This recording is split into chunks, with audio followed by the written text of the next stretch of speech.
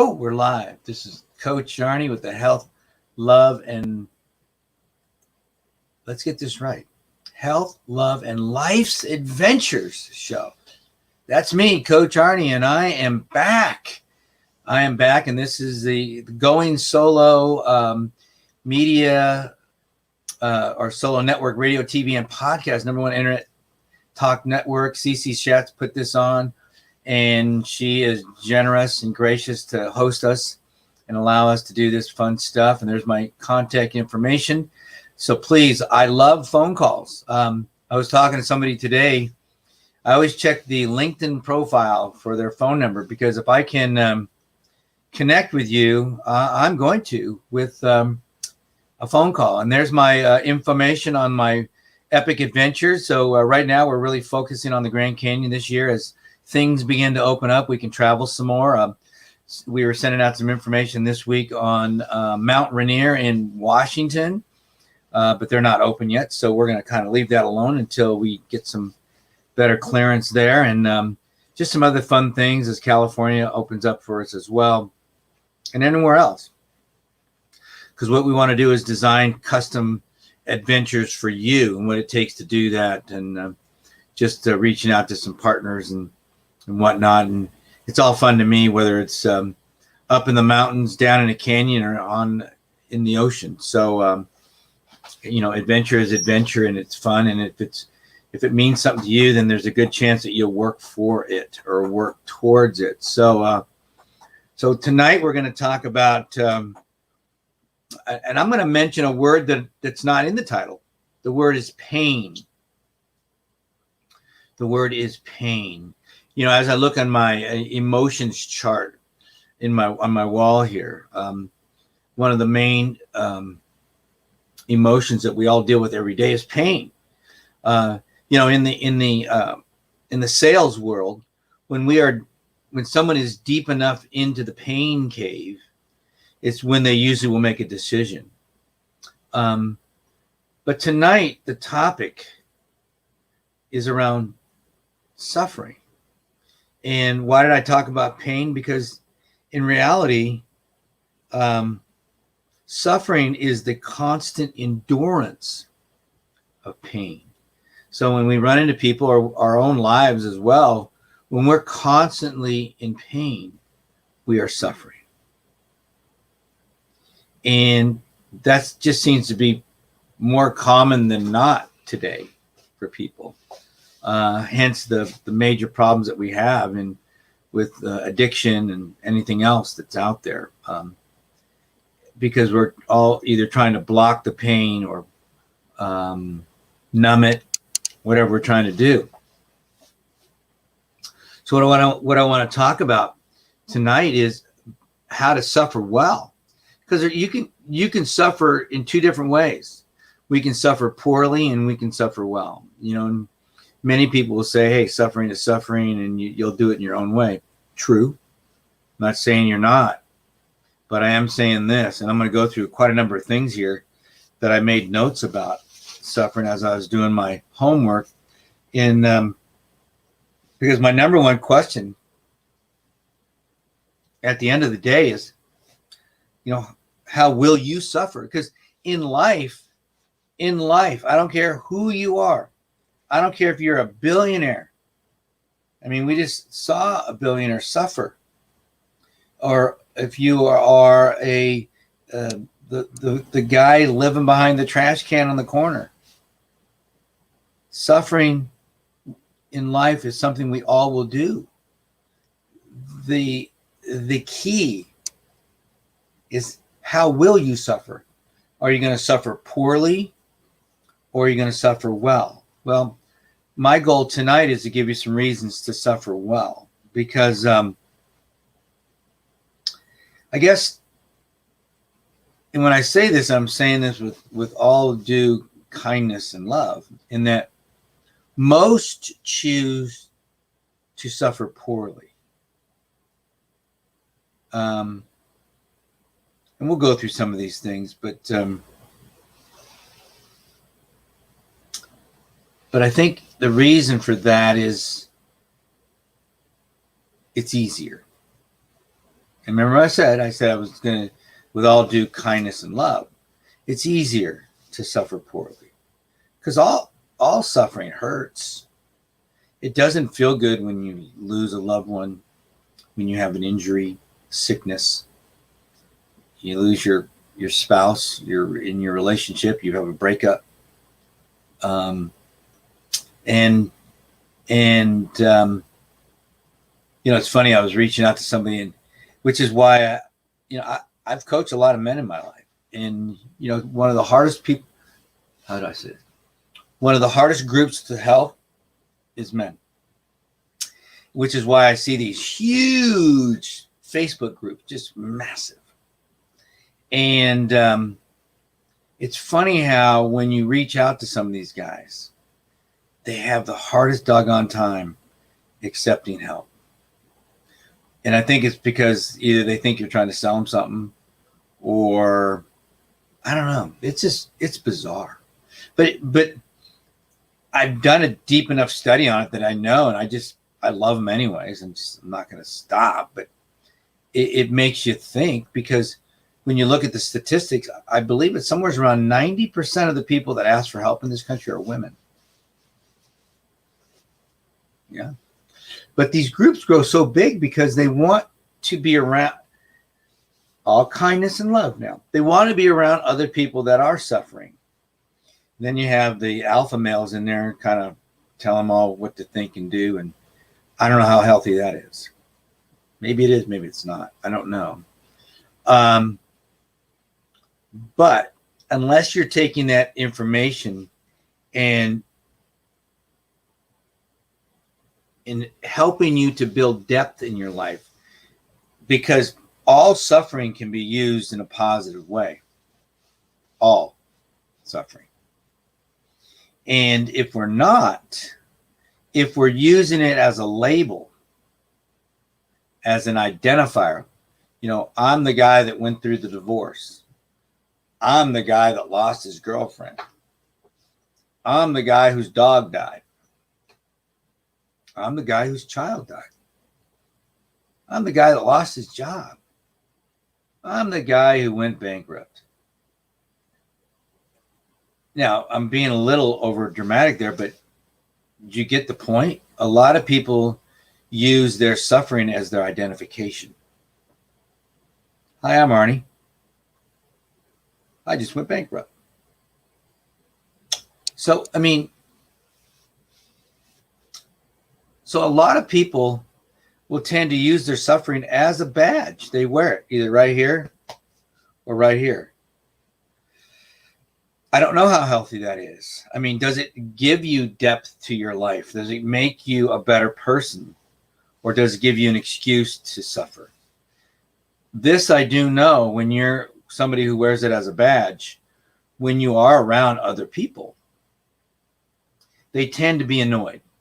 They may not tell you that, but they tend to be annoyed. And I've actually listened to some people that said, hey, look, I don't want to go because no one wants to be around somebody who's depressed. And I'm thinking, hey, you're right. I don't want to be around somebody who's depressed. And because they've already decided that they're going to go to an event and be depressed. That's suffering poorly. Versus, hey, I want to go to this event because I may meet somebody and this will help me to feel better, to move on a little bit, to grow from this pain I'm in right now. It hurts really bad. I'm really suffering here, but I know I need to maybe meet somebody or do something positive or feel good. Get out and exercise. Whatever it might be. But that's a different mindset. And you're using your suffering as a springboard versus a hammock. Yeah. So suffering does give our lives depth because it allows us to move into some other area. We discover about ourselves. Who are we? How do we respond?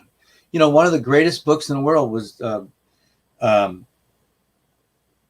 Viktor Frankl's Man's Search for Meaning, written about his experiences as a psychiatrist in a German, I want to say 3 German concentration camps, 3 of them. He witnessed some just horrific things. And one of the greatest lessons in that book is when he said, you know, I could tell the day somebody was going to die. I could see in their eyes. They were done. They were done fighting. They were done pushing back. He knew that that was the day that they ended it. And he learned a lot about suffering and how the only thing in life that we have at the end of the day is how we respond to what life does to us. As I said earlier, it's inevitable we're going to suffer. Inevitable.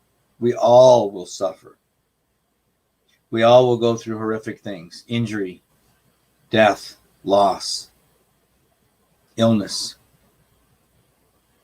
It's just what it is what it is. And so the key then is Viktor Frankl would say is, what are you going to learn from it? How are you going to respond to it? Are you just going to roll over and die? Or are you going to fight? You know, it's funny. I mean, I've been in the rehab world for a long time, and an interesting concept that I'm not saying I ever did this, but I've seen it done. When someone is complaining about living and saying they want to die, you know, there's ways that there's a couple different ways of doing that. You know, you call their bluff. Got to be a little careful there. But another trick was, you know, you take a pillow if they're laying in bed and you put it over their face, especially if they have a traumatic injury where they can't fight back. You'd be surprised how hard somebody starts fighting when you start to put a pillow over their face.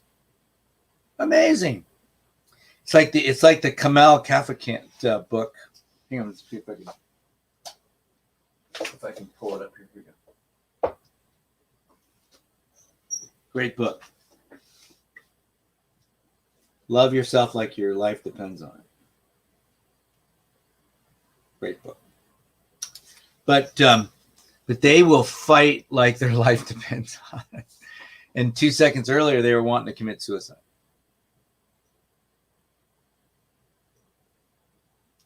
See, because we all suffer.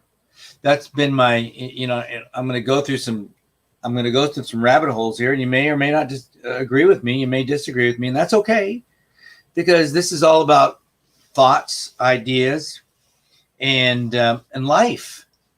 Because death is inevitable, and one of my biggest fears with these countries, including here, that want to do assisted suicide is, do we not all have bad days?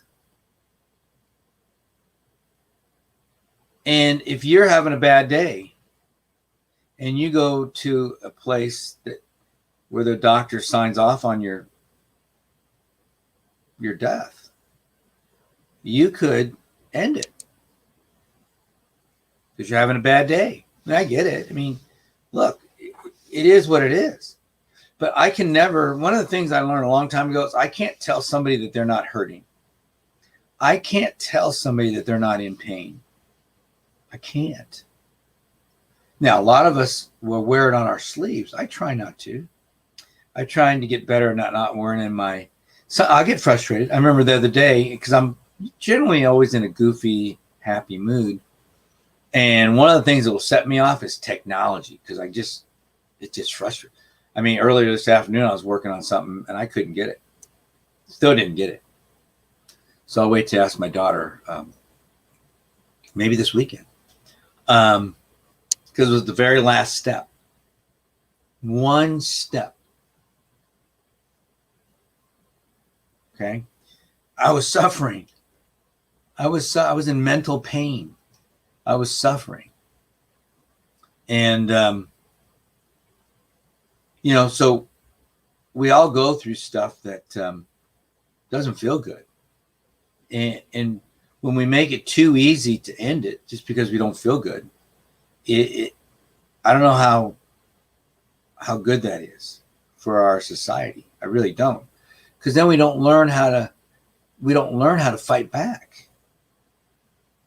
One of the greatest lessons I learned in life was to be able to fight, and that's a metaphor, fight in 3 different positions. One being when you're on your feet, neutral. Nobody has the advantage. Life doesn't have the advantage on you. It's neutral, probably most days. Then the next position you got to be able to fight in is when you have the advantage. How are you when you have the advantage in life? Are you cocky? Are you happy-go-lucky? Life is good. And I'm going to go back and finish that story that my brain skipped. Are you? I don't know. Or when you're on your back, do you fight like someone's trying to put a pillow over your face? What do? Do you give up? Do you continue to fight and squirm and keep that airflow until you can get in a better position? Or do you just give up? But the point of the story before that was that I was on the phone with my wife, and bad time because I just couldn't figure this thing out. Technical thing. And my daughter, who knows me oh too well, she made a joke, and I go, "Who does she think she is? So and so?" It was some kind of a inspirational coach or something. And I apologized later because it just came out because I was frustrated. I was suffering. I wasn't feeling good about where I was in that moment. And so, like I said earlier, we're all going to suffer. And as Dr. Frankl said, it's how you're going to respond to it. What are you going to do? Are you going to be a jerk? Are you going to be understanding? Are you going to grow from it? A lot of people, when they're going through suffering, it makes them more empathetic. It makes it easier for you to understand what others are going through in their own life. Because you're empathetic. You understand. Okay? You're not standing way up high looking down on somebody. You're right in it with them. And you can say, I understand. All right, let's hold that thought for a second. Let's take a quick break. And we'll be right back. And we're going to learn how to suffer well.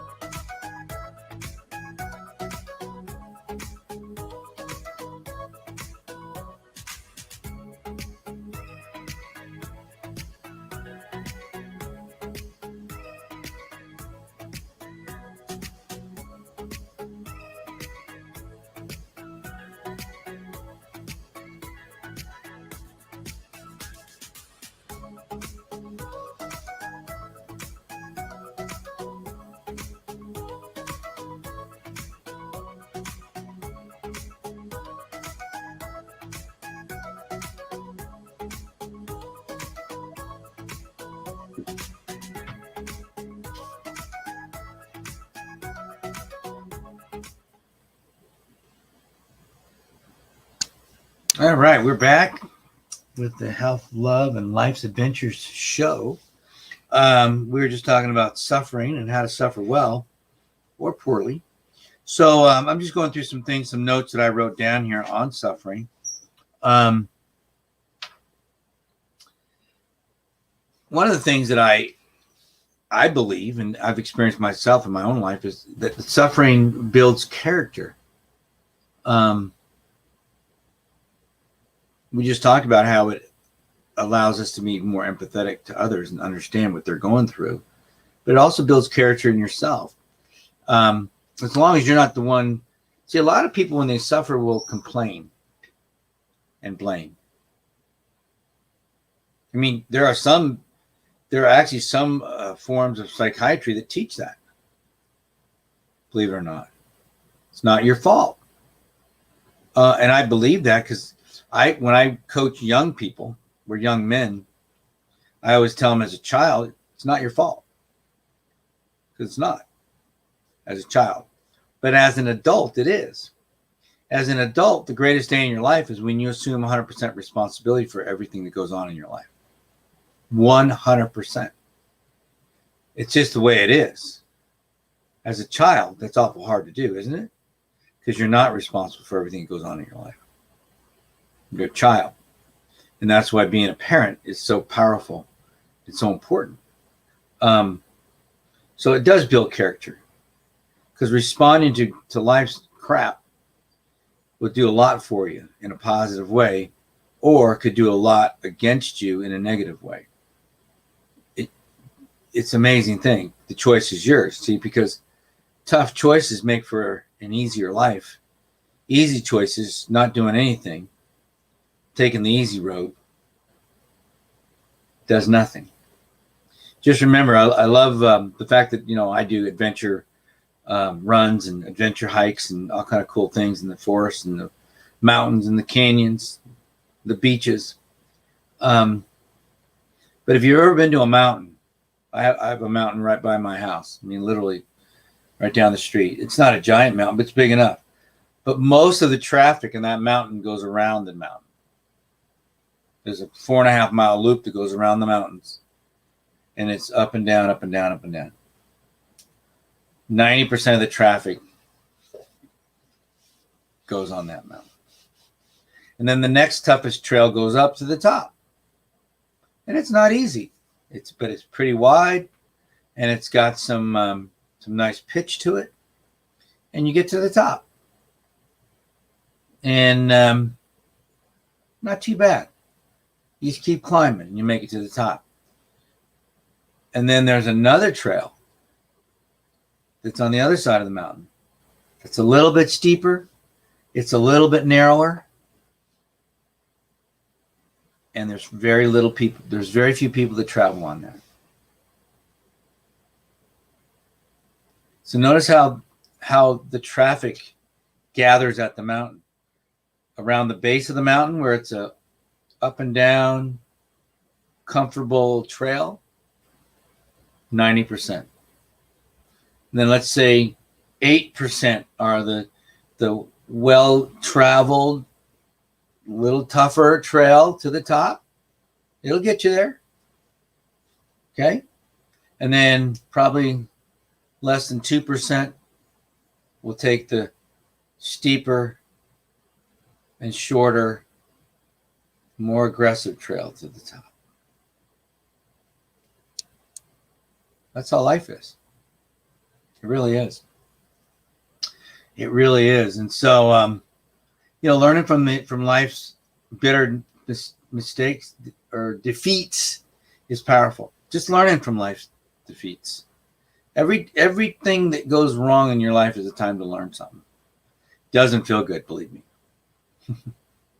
It doesn't feel good. It's depressing to be defeated, to be beaten.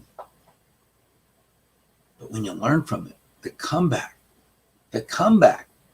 is absolutely amazing. I love talking to guys about the comeback. I have a client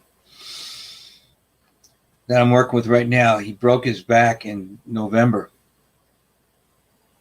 in a rock climbing, 70 years old.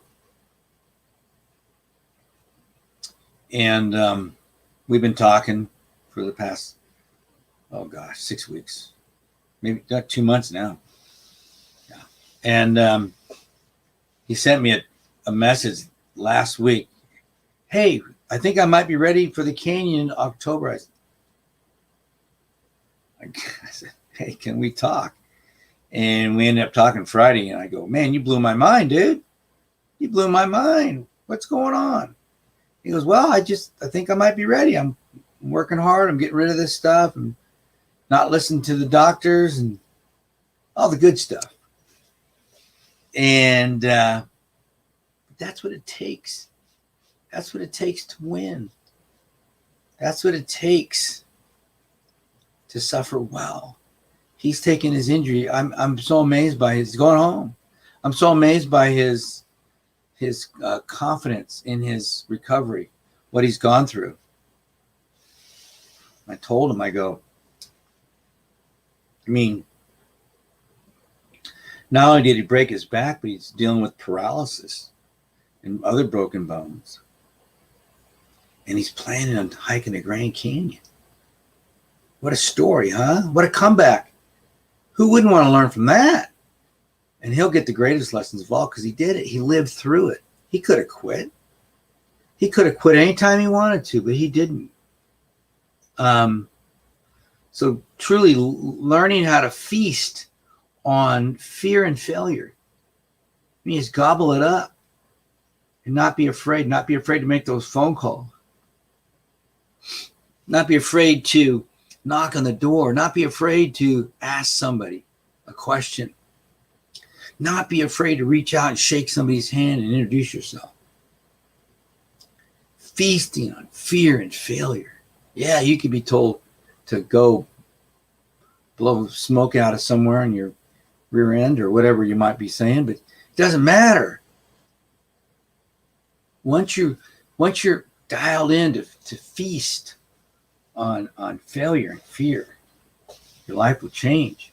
We had a great president, 170 years ago, Abraham Lincoln, something like that. Yeah. And this guy lived through so much turmoil, a loss of a love, a child, depression, losses, so many losses before he ever was elected president. And but each time he lost, he used it as fuel. He used it as energy to take him to the next level. He could have quit. Good grief. Anybody would have said that today. If you lost your wife or your child or your husband or somebody that's close to you, I guarantee everybody's saying, hey, it's going to be okay, Arnie. Don't worry about it. It's fine. 6 months later, don't worry about it. I understand here. Big hug, And a year later, he's still struggling a little bit, but that's okay. We're here for you. When does it stop? I don't know. But thank God it stopped for him because he had a job to do. And so do you. You have a job to do too. And I'm not saying not to suffer. Good grief. Are you kidding me? You need to suffer, but suffer well. Meaning, what are we learning from this? What's the lesson here? There's got to be a lesson here in everything. Life doesn't just happen to happen. Life happens to teach us something. There's a lesson. It reminds me of the old adage of two little girls. They went to go visit their grandfather in his farm. The first little girl goes into the barn and she smells all that horse manure. Oh my God. That's the worst smell in the world. Good grief, man. Grandpa, why do you have it's terrible. Get me out of here, please. Then her little sister came in. And you know what she said? Oh man, you smell all that? There's got to be a pony around here somewhere. You see the difference? A lot of us look at life like, oh, goodness gracious, it's horrible. I can't stand that smell. And there's a small percentage that goes, there's got to be a pony around here somewhere. What am I saying? I'm saying marinate in the pain. Marinate in it. I'm not saying to be a masochist. I'm saying to embrace it. Embrace it. You've all seen those movies where the guy gets punched in the nose or in the chin or somewhere else, and he does it again. Rocky used to do this all the time. Keep punching me. Keep punching me. Because all he was doing was feeding on it. Anger, energy. You can do the same thing. Don't be afraid of pain and fear, the fear of pain. Walk through it. Embrace it. You know, it's going to be, you know, in the Bible, the biggest story about pain is Job. You know, when you read through the whole chapter, it's fairly long. And what happened to him was horrific. And historians have said it all took place probably in about 9 months. I mean, most of us would endure all that he did to get all that he got. But he didn't know. When you're in the middle of a storm, you don't know what's coming. All you're trying to do is save yourself. You're not worried, well, I hope it's over in a couple minutes. I know it will. But it will be. It will be if you tell yourself that. Because, look, without the dark, there is no light. There's no light. You know, without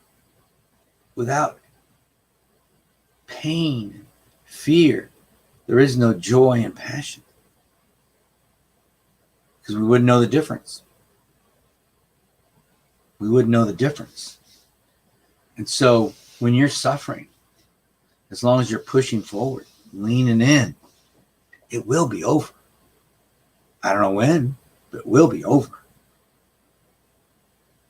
It will be over. I promise you. It will be over. So marinate in that pain a little bit. Let it wash over you. Okay? You know, some say that suffering well is noble. I don't know. I think so. You know, have you ever noticed somebody when they're suffering, they're running around like a chicken with their head cut off, or their hair's on fire? Literally? No. They're not suffering well. Are they overreacting? I don't know. But when you're stoic about it and you take care of it and you are methodical about it, I guess that is noble. I'm not saying it's easy. Nothing I've said tonight is easy. This is all tough. I mean, we're talking about suffering. We're talking about pain. Doesn't feel good. But remember what I've said many times. The key to a successful, fulfilling life is when you're able to take a level 2 experience, something that doesn't feel good, and you turn it into something that feels good. I promise you, that will change everything in your life. So we want to really learn how to fast or feast, not fast, feast on fear and failure. Almost look forward to it because you're going to gobble it up. And you'd be surprised. Once you start gobbling it up, it can't eat you. Some of us are so afraid of failing and fear that we cower to it. And it eats us every day. And we allow it, though. We allow it to eat us. That's the whole idea, to avoid, you know, so feasting on fear and failure. Having a relationship with pain and suffering. Sometimes you just got to walk yourself through it.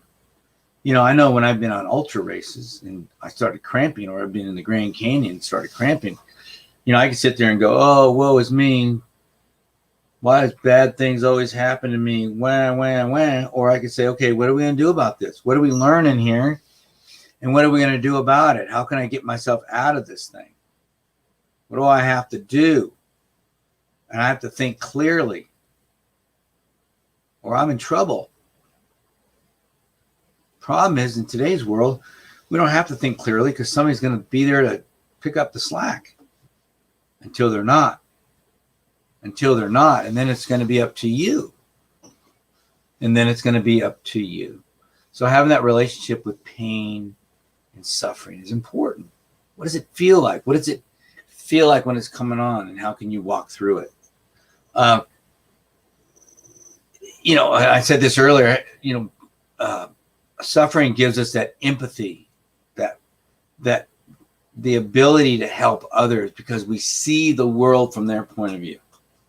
Somebody told me said the other day, a great lesson. It was the golden rule.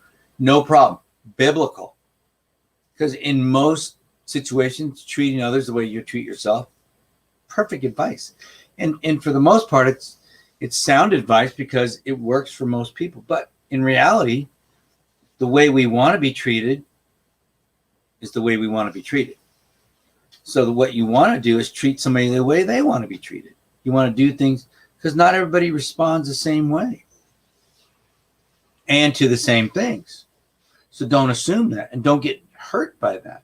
A lot of people get hurt by that because they expect people to respond a certain way instead of just asking them, and you'd be surprised what they'll tell you. No, actually, that's fine, but I don't really like it that way. I'd rather have it like this. I'd rather eat that than this. We all have that. To me, that's the platinum rule. Once you get past the golden rule, do everything others as you did themselves. It's like, now do my thing to me. I want this, this, and that. Now, don't be a jerk about it. But at the same time, you let people know the communication goes a lot better. Communication goes a lot better. So also suffering allows us to kind of transcend our ego. Our ego is always trying to tell us to do certain things. And suffering will help you to kind of bypass that as we're learning, because we might not be ready yet. And sometimes your ego will get you in trouble. Stepping out of your lane a little too far. I don't mind stepping out far enough, but a little too far, or doing or saying the same kind of things. So we need to be careful about that. A real big one is taking this, I use this a lot, taking this pain, this suffering, and turn it into nitrous. You ever seen those racing movies, like street racing, Gone in 60 Seconds, or those, God, I can't remember the name of them now. I've seen bits and pieces for the most part, but street racing, whatnot, they all have that nitrous kit hooked onto their engine. And I look at pain and hardship as things in my life that I can use as energy. Now, you don't want to be doing that all day long because we'd wear you out. Plus, we don't want to have that many bad things going on in our life. But we want to be able to take that pain and suffering that we're dealing with in life and use it for energy, use it for momentum. There's no better way to get to that next level than to use momentum. So important. Momentum and energy from the suffering. It will energize you. I promise. You'll think differently, especially if it was something that you wanted in the past. And you wanted it. Energy. I look at it this way. In the real world, you're either going to suffer from the pain of discipline or the pain of regret. If you got to get up at 4 o'clock in the morning to make sure you get your workout in, and you go through that month in, month out, year in, year out, and one day you feel good. You're healthier.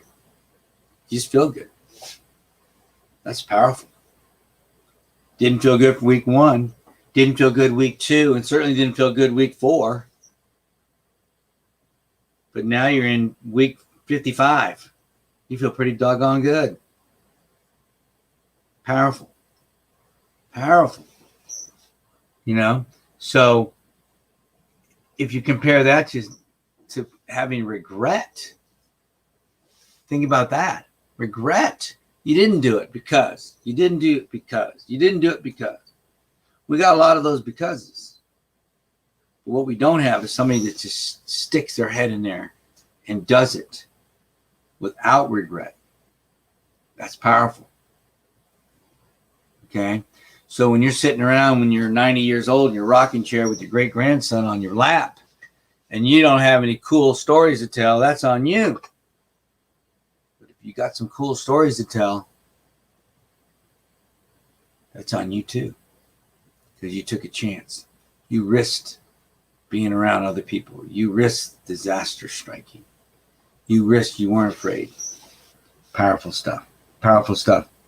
So you're either going to suffer from the pain of discipline or the pain of regret. You know, a strong mindset allows us to suffer without complaining. We talked about complaining earlier as we finish up here. And a weak mind complains.